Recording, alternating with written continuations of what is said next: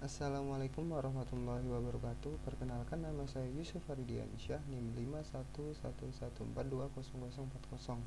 Kali ini dalam lab rekayasa lalu lintas, saya akan mempresentasikan laporan hasil pelaksanaan survei volume lalu lintas, kecepatan kendaraan, dan analisis pejalan kaki.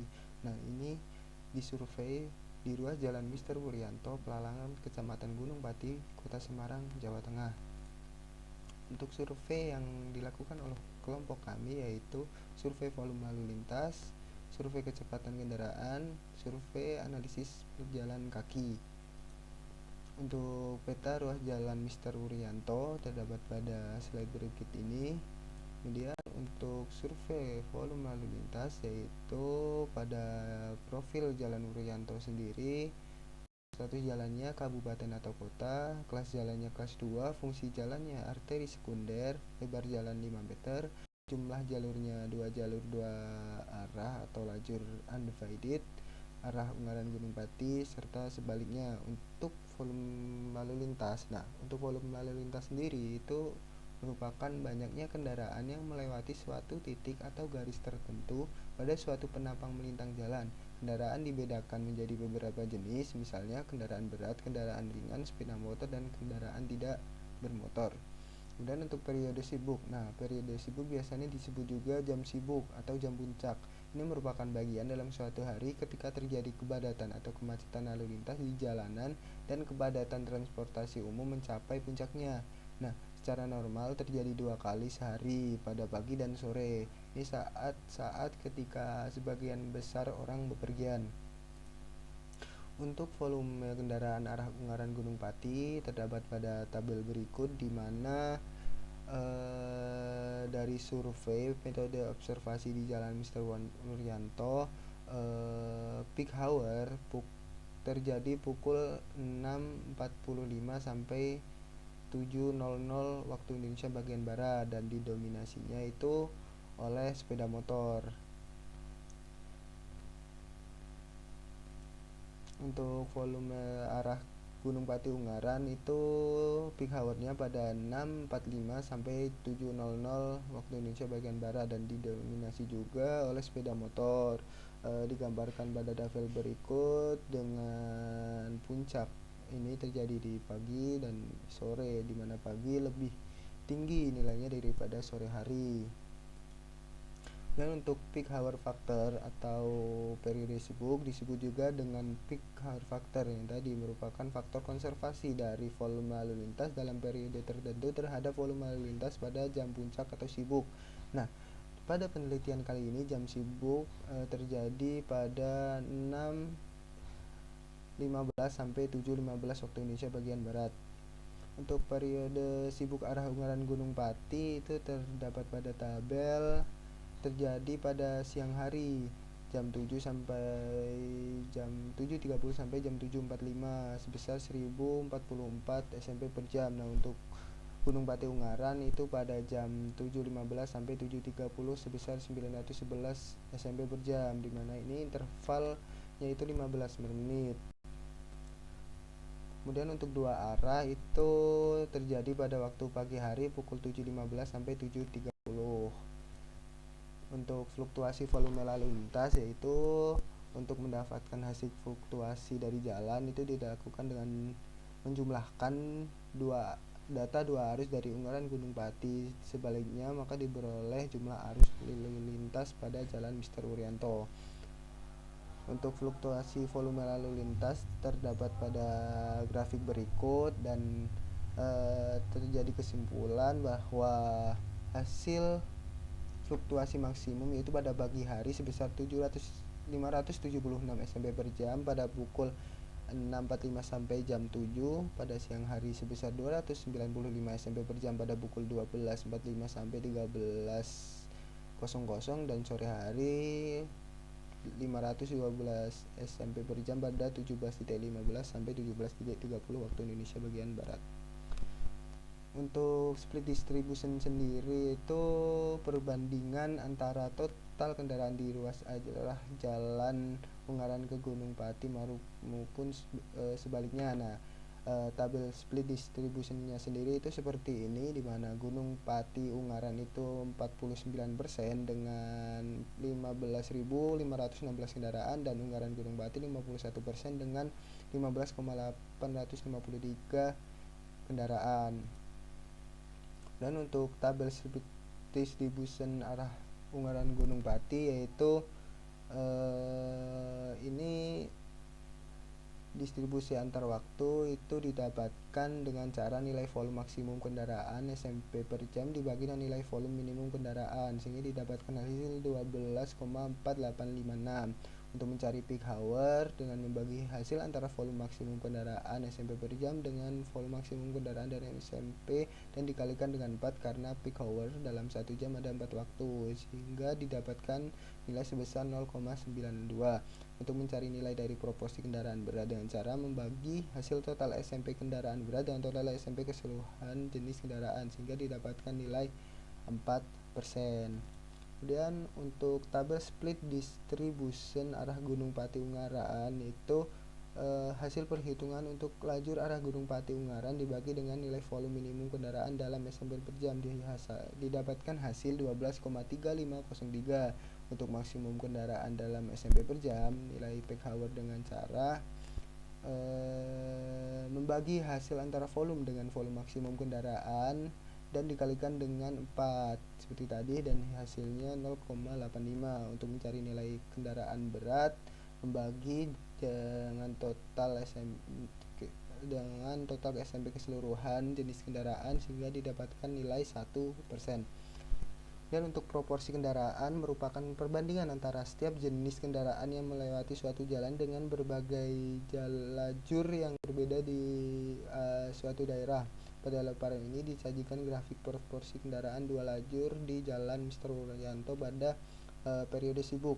Nah, ini dilakukan pada hari Rabu tanggal 31 Agustus 2022.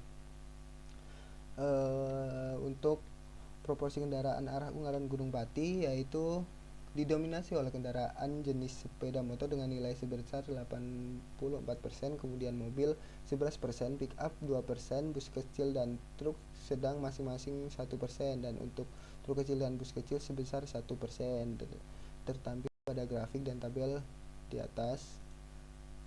Kemudian untuk kendaraan Gunung Pati ke Ungaran yaitu masih sama, didominasi oleh kendaraan sepeda motor dengan nilai sebesar 82%, kemudian mobil 12%, pick up dan truk 2% masing-masing, kemudian bus kecil dan truk memiliki nilai sebesar 1%.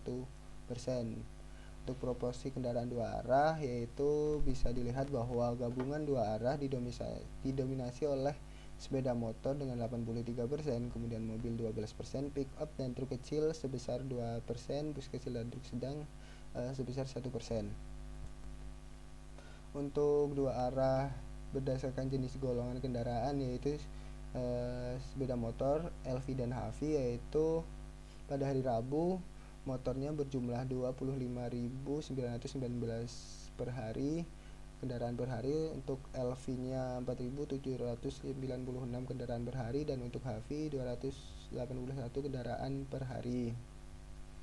Untuk pada periode sibuk sendiri, pada tabel dan grafik di atas ini, pada hari Rabu didominasi kendaraan sepeda motor dengan jumlah 2017 kendaraan per hari. Bus besar, truk besar, sepeda, becak, serta gandeng memiliki nilai terendah yaitu 0 atau tidak melalui jalan tersebut pada hari itu. Dan untuk proporsi kendaraan sibuk Gunung Pati ke Ungaran itu pada hari Rabu didominasi kendaraan motor sejumlah 1.860 kendaraan per hari, dengan kendaraan bus besar, MPU, becak, serta kereta gandeng atau tembelan memiliki nilai terendah yaitu 0, tidak ada yang melewati jalan tersebut pada hari itu. Untuk dua arah pada periode sibuk yaitu pada jam sibuk hari Rabu 31 Agustus yaitu sepeda motor berjumlah 3.877 kendaraan per hari, dan jenis bus besar, becak, kereta gandeng atau tembelan yaitu tidak melewati jalan tersebut pada hari itu.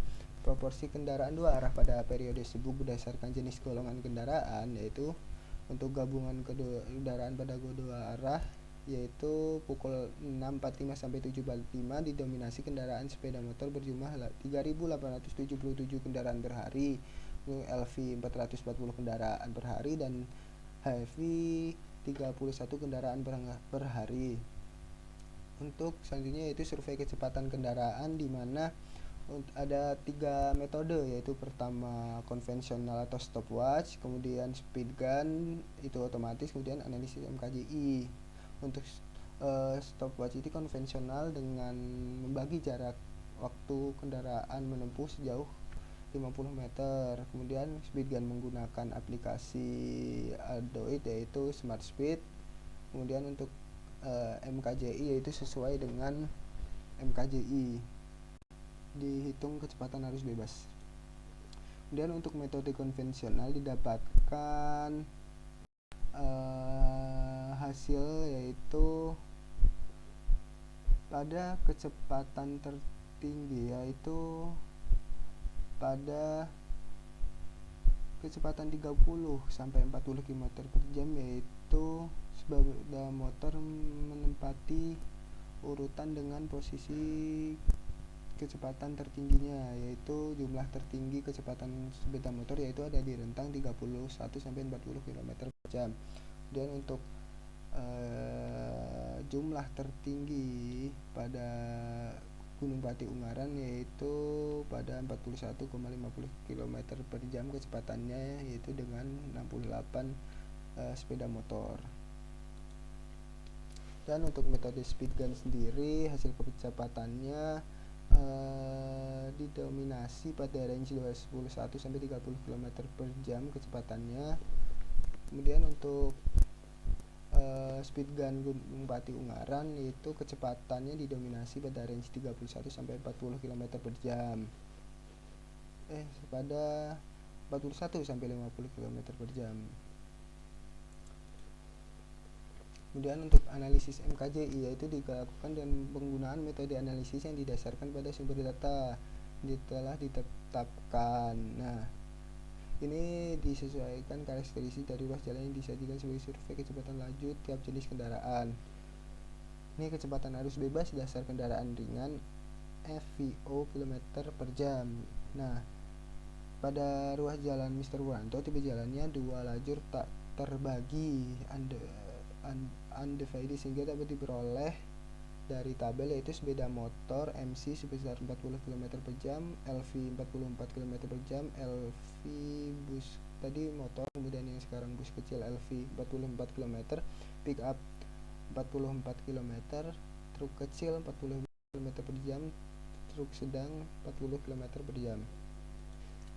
Dan untuk penyesuaian lebar jalur lalu lintas efektif yaitu ruas jalan Mr. Wuranto yaitu 2 lajur tak terbagi total 5 meter sehingga FVW nya min 9,5 km per jam, dan untuk lebar bahu kurang dari 0,5 meter atau sekitar 400 sampai 500 cm, dan tipe jalan 2/2 undivided dan kelas hambatan samping rendah dengan antrian aktivitas seperti pejalan kaki, penyeberang jalan, PKL, dan tidak begitu padat, sehingga berdasarkan tabel di atas maka nilai FFV-SF 0,96. Dan untuk kecepatan arus bebas dasar kendaraan ringan FVO km per jam, di mana menurut BPS penduduk Kota Semarang mencapai 1.656.564 jiwa, kategori ukuran kota, dengan dimana FFVCS-nya sebesar 1, dan perhitungan kecepatan arus bebas kendaraan dengan metode analisis MKJI 1997. Nah, didapatkan FVO sama dengan 42, FVW min 9,5, FFVSF 0,96, dan FFVCS nya 1. Dengan rumus berikut ini maka dihasilkan kecepatan pada kendaraan jalan Mr. Wuranto yaitu 31,2 km per jam. Nah, berikut hasil kecepatan dari 3 metode: 31,2 km per jam untuk analisis MKJI, 32,4 km per jam untuk Smart Speed, dan 35,1 km per jam untuk konvensional. Kali ini untuk persentil 85 sendiri dari tabel survei kecepatan kendaraan yang telah dilakukan sebelumnya, maka akan didapatkan hasil data sebagai berikut yang kemudian dihitung dan dihasilkan grafik seperti ini dan dijadikan pada kumulatif persentase di 85 dan ditarik garis lurus dan ke samping kemudian ke bawah untuk mencari kecepatannya dan didapatkan 44 km per jam, sehingga kecepatan kendaraan 15%-nya atau 50 kendaraan mempunyai kecepatan lebih dari 40 km per jam dan 85% atau 281 kendaraan mempunyai kecepatan kurang dari 44 km per jam.